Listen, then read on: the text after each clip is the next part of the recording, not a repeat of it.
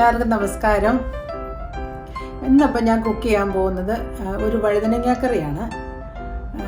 വലിപ്പമുള്ളൊരു വഴുതനങ്ങ നമുക്ക് കിട്ടത്തില്ലേ, അതും കൊണ്ട് ഒരു കറി. ഇതൊരു നോർത്ത് ഇന്ത്യൻ കറിയാണ്. ബൈഗൺ ബർത്ത എന്നാണ് പറയുന്നത്. ബൈഗൺ അത് ഗ്രില്ലൊക്കെ ചെയ്ത് തീയിൽ ചുട്ടെടുത്ത് അത് കൊണ്ടൊരു കറിയാണ് ഉണ്ടാക്കുന്നത്. അപ്പം നമുക്ക് നോക്കാം ഇതെങ്ങനെയാണ് ഉണ്ടാക്കുന്നതെന്ന്. നമുക്കതിന് വേണ്ട സാധനങ്ങൾ എന്തൊക്കെയാണെന്ന് ആദ്യം നോക്കാം.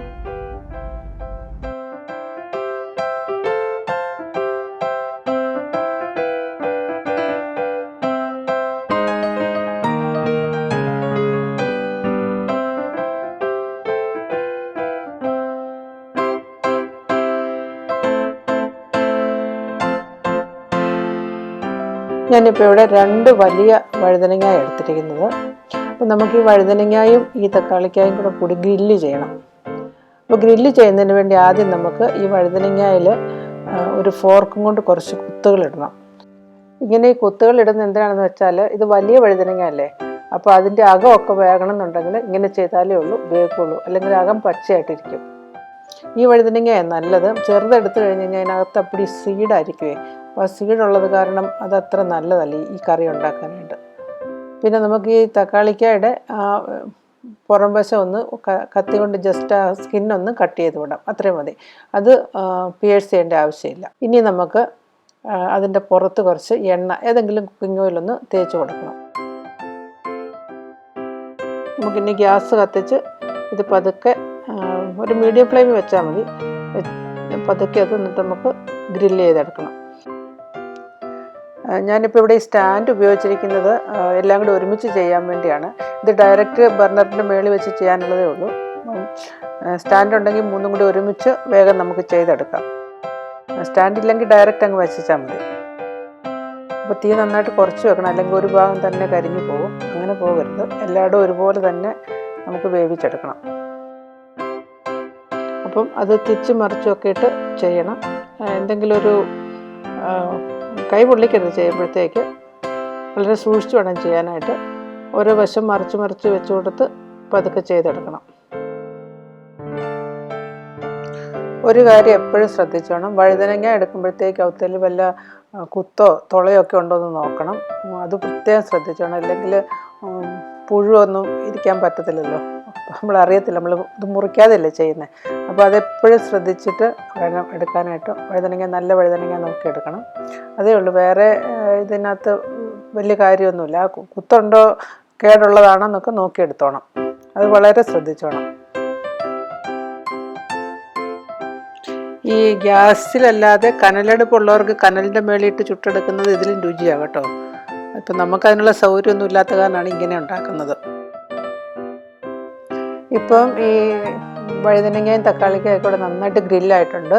ഇനി നമുക്കിത് ഇച്ചിരി മാറ്റി വെച്ച് നന്നായിട്ട് തണുത്ത് കഴിയുമ്പം അതിൻ്റെ തൊലി അങ്ങോട്ട് പതുക്കെ കൈകൊണ്ട് പൊളിച്ച് കളയാം. തണുത്ത് കഴിഞ്ഞാൽ ചെയ്യാവുള്ളൂ കേട്ടോ, അല്ലെങ്കിൽ പിന്നെ കൈയൊക്കെ പൊള്ളും, നല്ല ചൂടുള്ള സാധനമല്ലേ. പതുക്കെ രണ്ടിൻ്റെയും പുറത്തെ തൊലി അങ്ങോട്ട് നന്നായിട്ട് പൊളിച്ച് കളയണം, നല്ല വൃത്തിയാക്കി എടുക്കണം. ഇച്ചിരി അവിടെ എവിടെയൊക്കെ ഇരുന്നാൽ കുഴപ്പമൊന്നുമില്ല കേട്ടോ, അതിൻ്റെ ടേസ്റ്റിനൊന്നും വ്യത്യാസം വരത്തില്ല, ഒരു പ്രശ്നമില്ല. ടൊമാറ്റോയുടെ ഇപ്പം നന്നായിട്ട് പൊളിച്ചെടുത്ത് നമ്മൾ ആ സ്കിൻ കട്ട് ചെയ്ത് വെച്ച കാരണം 2-3 തൊലി പീൽ ചെയ്തപ്പോഴും ഇങ്ങോട്ട് പോകുന്നു. പക്ഷേ ഇതങ്ങനെ പറ്റത്തില്ല. ഇത് പതുക്കെ ചെറിയതായിട്ട് പീൽ ചെയ്തെടുക്കണം. ഇച്ചിരിയൊക്കെ ഇതുപോലെ ഇരുന്ന് കഴിഞ്ഞാൽ ഒരു കുഴപ്പമില്ല. ഇനി നമുക്ക് അതിൻ്റെ ആ ഞെട്ടും കൂടി അങ്ങോട്ട് കണ്ടിച്ച് കളയാം. ഞെട്ട് നമ്മൾ എടുക്കുന്നില്ല, അത്രയും കൂടെ കണ്ടിച്ച് കളഞ്ഞിട്ട് നമുക്ക് പാത്രത്തിലോട്ടൊന്ന് മാറ്റി വെക്കാം. ഇനിയിപ്പോൾ ഇച്ചിരി വെന്തിട്ടില്ലെന്നുണ്ടെന്നോർത്ത് കുഴപ്പമൊന്നുമില്ല, കാരണം നമ്മൾ ഇനി ഇത് കുക്ക് ചെയ്യുന്നുണ്ട്. ഉള്ളിയൊക്കെ ഇട്ട് കൂട്ടത്തിലൊക്കെ ഇട്ട് കുക്ക് ചെയ്യും. അതുകൊണ്ട് ഇച്ചിരി ഒരു വേഗാതെ ഉണ്ടെങ്കിലും ഒരു പ്രശ്നവും ഇല്ല താനും. നമുക്ക് ആ മറ്റേ വഴുതനങ്ങയും കൂടെ ഇതുപോലെ തന്നെ പീല് ചെയ്ത് അതിൻ്റെ ഞെടുപ്പെല്ലാം കണ്ടിച്ച് നമുക്ക് പാത്രത്തിലേക്ക് മാറ്റി വെക്കാം.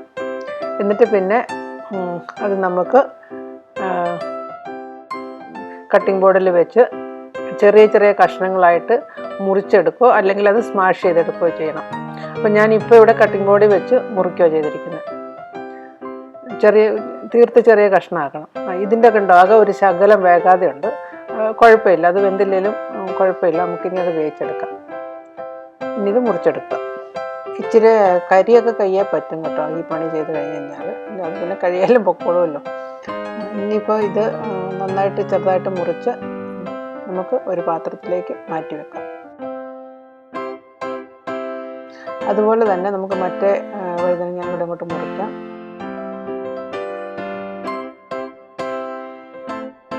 ഈ വഴുതനങ്ങ ഇച്ചിരി വെന്തിട്ടുണ്ട്. ഇത് ഇച്ചിരി ചെറുതായിരുന്നു തോന്നുന്നു മറ്റേനെ കഴിഞ്ഞു. ഇനി ഇതും കൂടെ മുറിച്ച് നമുക്കതുപോലെ തന്നെ മറ്റേ പാത്രത്തിലേക്ക് മാറ്റി വെക്കാം. നന്നായിട്ട് ചെറുതായിട്ട് മുറിക്കണം, അതാണ് നല്ലത്. ഇത്തിരി വലിയ കഷ്ണമായിട്ട് കിടന്നു കഴിഞ്ഞ് കഴിഞ്ഞാൽ അത്ര ടേസ്റ്റ് വരികയില്ല കറിക്ക്. നോർത്ത് ഇന്ത്യയിലൊക്കെ ഈ കറി മിക്കവാറും എല്ലാവരും തന്നെ ഉണ്ടാക്കും. പക്ഷെ നമ്മുടെ അങ്ങോട്ട് കേരളത്തിലോട്ടൊന്നും അങ്ങനെ ഇപ്പോൾ ഇച്ചിരിച്ചൊക്കെ പ്രചാരത്തിലായിട്ടുണ്ട്. ഹോട്ടലുകളിലൊക്കെ ഇത് കിട്ടും ഇങ്ങനെ ബൈഗൺ ഭർത്ത എന്നും പറഞ്ഞുകൊണ്ട്. പക്ഷേ വീടുകളിലൊക്കെ ഇതിപ്പോൾ ഉണ്ടാക്കാനൊക്കെ തുടങ്ങിയിട്ടുള്ള ആൾക്കാർ. നമുക്കിനി തക്കാളിക്കായും അതുപോലെ തന്നെ ചെറുതായിട്ട് മുറിച്ച് ചെറിയ കഷ്ണങ്ങളായിട്ട് തന്നെ ബൈഗൺ മുറിച്ച പോലെ തന്നെ ചെറുതായിട്ട് മുറിച്ച് ആ ബൈഗണിൻ്റെ കൂടെ തന്നെ അങ്ങോട്ട് വയ്ക്കാം. എന്നിട്ട് പിന്നെ അത് നമുക്ക് കറി വെക്കുന്ന കൂട്ടത്തിൽ ഒരുമിച്ച് അങ്ങോട്ടിട്ട് കറി വെച്ചാൽ മതി. തക്കാളിക്ക് പ്രത്യേകമായിട്ട് ഉള്ളിയുടെ കൂട്ടത്തിൽ വഴറ്റൊന്നും വേണ്ട, അതെല്ലാം കൂടെ ഒരുമിച്ച് അങ്ങോട്ട് ഇട്ടാൽ മതി.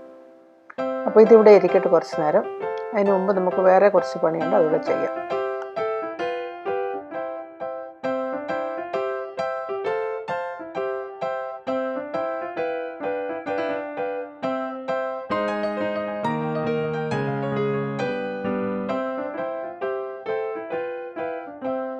നമുക്ക് കുറച്ച് റോസ്റ്റഡ് പീനട്ടിൻ്റെ ആവശ്യമുണ്ട്. അപ്പോൾ അതിടുവാണെങ്കിൽ ഒരു ക്രഞ്ചി ഫീലിംഗ് വരും. ഇതിന് ക്രഞ്ചി ഇടയ്ക്കിടയ്ക്ക് ഒന്ന് കടിക്കാൻ കിട്ടുമേ. അപ്പോൾ നമുക്കൊരു അധികം വേണ്ട, ഒരു 25 ഗ്രാം വല്ലതും ഗ്രൗണ്ട്നട്ട് എടുത്തൊന്ന് ഡ്രൈ റോസ്റ്റ് ചെയ്യണം. ഡ്രൈ റോസ്റ്റ് ചെയ്തിട്ട് ഇതിൻ്റെ തൊലിയെല്ലാം കളഞ്ഞ് നല്ല ചെറിയ കല്ലുണ്ടെങ്കിൽ അതുപോലൊന്ന് ചെറുതായിട്ടൊന്ന് ക്രഷ് ചെയ്തെടുത്താൽ മതി.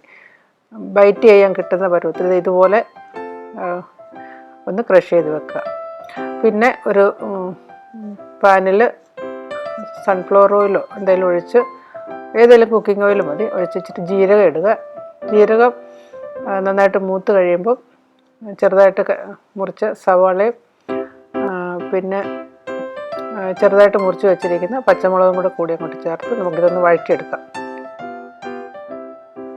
ഇനി ഇതിൻ്റെ കൂടെ ഒരല്പം ഉപ്പും കൂടെ ചേർക്കുന്നത് നല്ലതാണ്.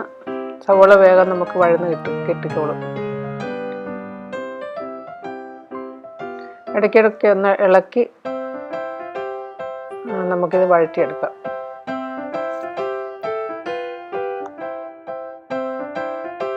സവോള നല്ലൊരു ബ്രൗൺ കളറാകുമ്പം അതിലേക്ക് നമുക്ക് നമ്മൾ നേരത്തെ ചതച്ച് വെച്ചിരുന്ന ഇഞ്ചിയും വെളുത്തുള്ളിയും കൂടി ചേർക്കാം. അതിൻ്റെ ഒരു പച്ചമണം മാറുന്നിടം വരെ അത് നമുക്ക് വഴറ്റിയെടുക്കണം.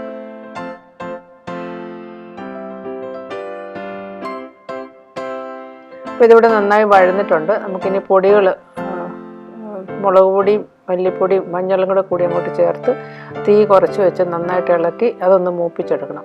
അതിൻ്റെ പച്ചമണം മാറുന്നിടം വരെ നമുക്കത് മൂപ്പിക്കണം. അധികം സമയം എടുക്കുകയല്ല, തീ കുറച്ച് വെക്കണം. പക്ഷേ കരിഞ്ഞു പോകരുത്. അരപ്പ് കരിഞ്ഞു കഴിഞ്ഞാൽ പിന്നെ കറിയുടെ ടേസ്റ്റ് മാറിപ്പോവും. ഇനി നമ്മൾ നേരത്തെ അരിഞ്ഞൊക്കെ വെച്ചിരിക്കുന്ന ബൈഗണും തക്കാളിക്കായും കൂടി അതിലേക്ക് ചേർത്ത് നന്നായിട്ട് ഇളക്കി എല്ലാം കൂടി ഒന്ന് മിക്സ് ചെയ്യണം. ഉപ്പൊക്കെ ഇപ്പം വേണമെങ്കിലൊന്ന് ജസ്റ്റ് നോക്കാം കേട്ടോ. ഉപ്പ് കുറവുണ്ടെങ്കിൽ പിന്നെ ചേർക്കുകയൊക്കെ ചെയ്യാം.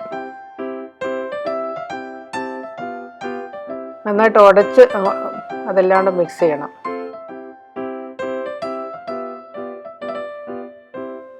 ഇനി ഇത് നന്നായിട്ട് ഇളക്കി ഉടച്ച്, അതായത് നല്ല ഇതാകണം. അതായത് ഈ വലിയ കഷ്ണമൊന്നും കാണാൻ പറ്റിയല്ല, നന്നായിട്ട് ഉടയ്ക്കണം. അപ്പം അത് തീയിൽ കിടന്ന് ഇങ്ങനെ ഇടയ്ക്കിടയ്ക്ക് ഇളക്കി സ്മാഷ് ചെയ്ത് അത് എല്ലാം കൂടി നന്നായിട്ട് യോജിപ്പിച്ച്, ബേസിക്കലി അത് ചെറിയ കഷ്ണമാക്കണം, അതാണ് പറയുന്നത്. നല്ലൊരു ഒരു റഫ് പേസ്റ്റ് പരുവത്തിലാകണം അവസാനം കറി. അപ്പോഴേ ഉള്ളൂ അതിൻ്റെ ടേസ്റ്റ് വരത്തുള്ളൂ. അപ്പോൾ ഒരു 5-10 മിനിറ്റ് എടുക്കുമ്പോൾ അതൊക്കെ ചെറിയ തീയിൽ വെച്ച് ഇടയ്ക്കിടയ്ക്ക് ഇളക്കി ഇങ്ങനെ കൊടുത്തത് വേവിച്ചെടുക്കണം. വലിയ കഷ്ണം ഉണ്ടെങ്കിൽ അത് സ്പാച്ചിലോണ്ട് തന്നെ അങ്ങോട്ട് പ്രസ് ചെയ്യുമ്പോഴത്തേക്ക് അതങ്ങോട്ട് ഉടഞ്ഞു വന്നോളൂ. കുറച്ചുകൂടെ കഴിയുമ്പോൾ ഇത് നന്നായിട്ടത് വേകും. നേരെ അത് നന്നായിട്ട് ഉടയ്ക്കാൻ എളുപ്പമുണ്ട്. 5-8 10 മിനിറ്റ് എടുക്കും. അത്രയും സമയം കൊണ്ട് വേണം ഇത് ചെയ്യാനായിട്ട്. ഇത് നന്നായിട്ട് ആയി കഴിയുമ്പോൾ പതുക്കെ എണ്ണയൊക്കെ ഒത്തിരി റിലീസാകാൻ തുടങ്ങും. അപ്പോൾ അവിടെ ഇവിടെയൊക്കെ എണ്ണ നമുക്ക് കാണാൻ പറ്റും.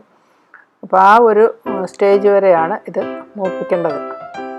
ഇപ്പം നല്ലൊരു സ്മെല്ലൊക്കെ വരാൻ തുടങ്ങും. ഗ്രില്ല് ചെയ്ത വഴുതനങ്ങയുടെ സ്മെല്ലൊക്കെ ഇപ്പം വരാൻ തുടങ്ങും. ഈ ഒരു സ്റ്റേജ് ആകുമ്പോഴത്തേക്ക് നമുക്ക് നമ്മൾ ആ വറുത്ത് നേരത്തെ ക്രഷ് ചെയ്ത് വെച്ചിരിക്കുന്ന ഗ്രൗണ്ട്നട്ട് ഉണ്ടല്ലോ, അതങ്ങോട്ട് ചേർത്ത് കൊടുക്കാം. അത് ചേർത്ത് നല്ലതായിട്ട് എല്ലാം കൂടി ഒന്ന് ഇളക്കി എല്ലാം കൂടി ഒന്ന് മിക്സ് ചെയ്യുക.